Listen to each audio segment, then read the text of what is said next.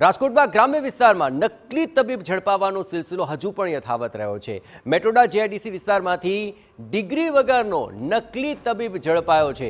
સર્વોદય ક્લિનિકમાં આ ડિગ્રી વિના પ્રેક્ટિસ કરતો તબીબ ઝડપાઈ ગયો। પોલીસે સંજય ટિલાવત નામના આ બોગસ તબીબની ધરપકડ કરી લીધી છે।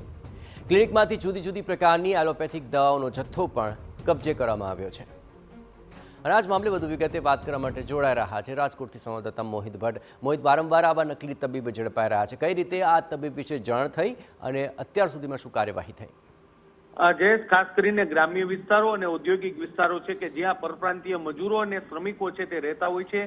આવા વિસ્તારોમાં નકલી તબીબો છે તે પોતાનો ગોરખ ધંધો છે તે ચલાવી રહ્યા હોય છે। આ જ પ્રકારની માહિતી રાજકોટ રૂરલ એસઓજીને મળી હતી, જેના આધારે રાજકોટના મેટોડા જીઆઈડીસી કે જે રાજકોટનો ઔદ્યોગિક વિસ્તાર છે ત્યાં સર્વોદય ક્લિનિકના નામે જે બોગસ જે ક્લિનિક ચલાવતો સંજય તિલાવટ નામનો જે બોગસ તબીબ છે તેને પોલીસે અત્યારે પકડી લીધો છે। હાલમાં તેની પાસેથી અલગ અલગ જે એલોપેથિક દવાનો જથ્થો છે તે પણ મળી આવ્યો છે। કોઈ પણ પ્રકારની ડિગ્રી વગર લોકોના સ્વાસ્થ્ય સાથે ખુલ્લેઆમ છેડા છે તે થઈ રહ્યા હતા અને તેની જ માહિતી જે પોલીસને થતા તેમના દ્વારા તેની ધરપકડ કરી અને કાયદેસરની કાર્યવાહી હાથ ધરી છે। જી આભાર મોહિત। તો આ સમગ્ર ગતિવિધિઓમાં મહત્વપૂર્ણ બાબત એ છે કે ગ્રામીણ વિસ્તારોમાં આવા નકલી તબીબોનો રાફડો ફાટ્યો છે, જે શ્રમિકો અને મજૂરોને દવાઓ આપતા હોય છે અને તેના જીવના જોખમ પણ ઊભું કરી દેતા હોય છે। પરંતુ હવે આ સમગ્ર મામલે આરોગ્ય વિભાગ સતર્ક બન્યું છે, તો નકલી તબીબો વારંવાર પકડાવાના મામલા હવે સામે આવી રહ્યા છે।